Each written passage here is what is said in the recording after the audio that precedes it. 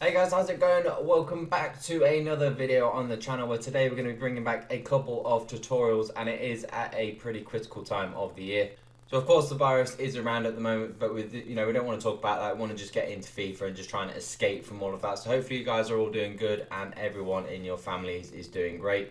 So going into something that is pretty important and something that a lot of people have been struggling with in FIFA, and it's just something that, it's just been a general problem all year. So I just thought I'd do another little tutorial on it and just maybe give you a few updates, maybe give you a few pointers to hopefully help you improve when you're playing FIFA.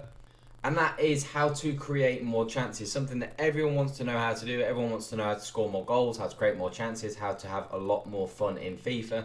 But first up, I think the first and most important thing when you want to score more goals and create more chances, I think you have to have players that you want to play with. Now, something that I've talked about recently, obviously I've got Neymar, Mbappe, Messi, and I have had them for quite a long time. But they're players that I really, really like playing with. We talk about Crespo as well, and we see the record I've got on Crespo: 251 games, 286 goals. So we've got a lot of good players that we really like playing with. Alex Telles, Laurent Blanc, I love Blanc as well. Petit. You have to get players in your team that you enjoy playing with, and you're going to find, it might sound silly, but if you have players that you want to play with, you're going to enjoy playing the game more. You're going to relax a lot more when you're playing. Then you are going to play a lot better. I often find when I'm really relaxed and when I'm really calm, I play so well. And when I'm a little bit tense, or when I'm maybe using some players that I can maybe, if I do something wrong, I can maybe blame that player. And you need to have players in your team you like. You don't want to have any scapegoats in your team,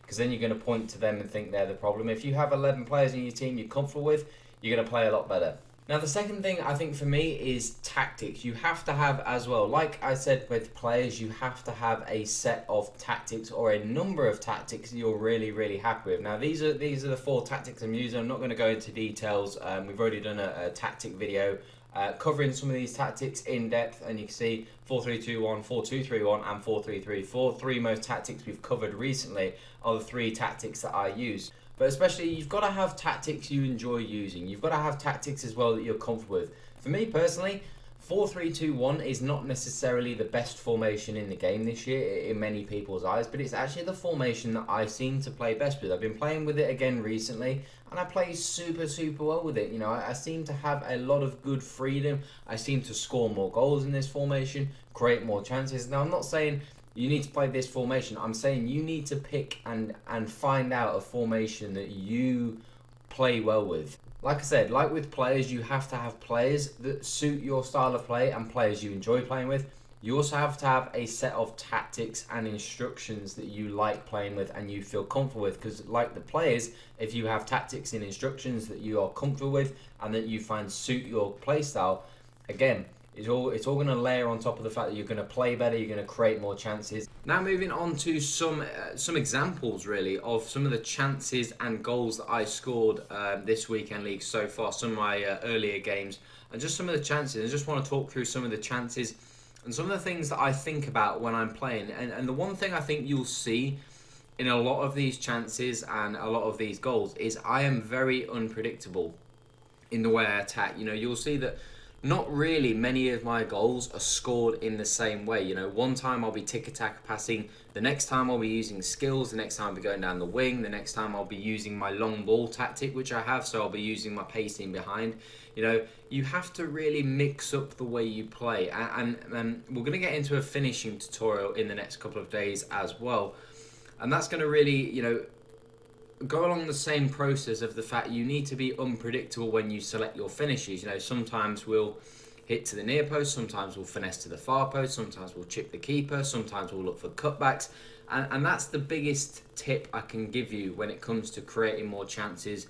When it comes to that, you have to be unpredictable. It's not just to say, oh, you need to do more skill moves and you're going to create more chances. You have to learn to do a bit of everything. You have to learn how to skill, because certainly skill moves are a really good way to create more chances. It's something that I don't utilize enough, and I often find when I watch my games back, when I'm skilling, if I know that I'm playing well, I'll be using a lot of skill moves. It's not a lot of pointless skill moves, it's a lot of really effective skill moves. And I notice when I skill a lot more, I play a lot better. I notice the games when I'm just trying to pass the ball and create opportunities via passing, I don't play as well in terms of my games, and maybe I'll lose some games. So it's just little things like that. You have to really get to know your game. But I find that skill moves are a really effective way to play. You know, you have to be able to know when to speed up and slow down your passing. You have to know when you can just be patient and just hold the ball maybe in midfield and wait for an opportunity to come. There's not just one thing that I'm just going to say today that's really going to fix the way you play FIFA. And if you're someone that's struggling to create chances, of course, as we've talked about, players help.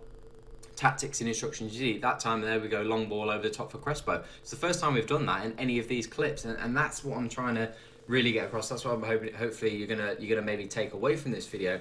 Is it's not necessarily me gonna say, oh, you need to do this, or you need to pass it here, or you need to do this. You need to learn this skill move. It's a lot of different things. It's nothing necessarily major, but it's lots of really kind of minor things that really account to creating opportunities. Like I said, you've really got to be unpredictable when you attack, because when you're not predictable, I often find in certain games, for example, the games where maybe I'm not skilling and all I'm doing is just kind of pass and move, even if it's slow pass and move, even if it's really quick 1-2 tick-attack passing, sometimes against the better players that's not quite enough. You need to have a little bit more. And I find that when I mix everything in my game, and when I'm doing everything all at the same time, that's when I find I go on really good win streaks. And ultimately, in terms of a weekend league in general, I find the weeks where maybe I'll get 26, 27, they're the weeks where I really link everything together. And the weeks where maybe I'll only get sort of 22, 23, maybe 24, those sorts of weeks where I'm maybe a rank below, are the weeks where I find that just everything's not quite clicking. And maybe I haven't changed my tactics or instructions, so it can't be that. It's just the fact that, look at that skill there from Neymar, that rainbow flick. They're the little things that I notice when I'm doing that. And it's not, you could say maybe it's unnecessary, it's kind of disrespect and all that. But it's for me, I don't see it that way. It's just kind of how I play. I'm someone that likes to play with a lot of flair. And I find that when I'm doing those sorts of things, I know I'm playing well. And ultimately, that's me knowing my game. And that's the thing I would really point out to you guys. You have to know when your game is good and know when you're playing well, and little things like that, little telltale signs like that really tell me that I'm doing well. So as I said to you guys, this is not necessarily a video where it's going to be like you need to do this and you're going to create more chances. But the biggest takeaway from this video, we're given a few things where it's like use better players, your tactics and instructions need to be things you're using, but you also have to be unpredictable. You have to learn how to do a little bit of everything. And hopefully some of the tutorials we've already done and some of the ones that we've got coming up, look at that skill move there from Messi.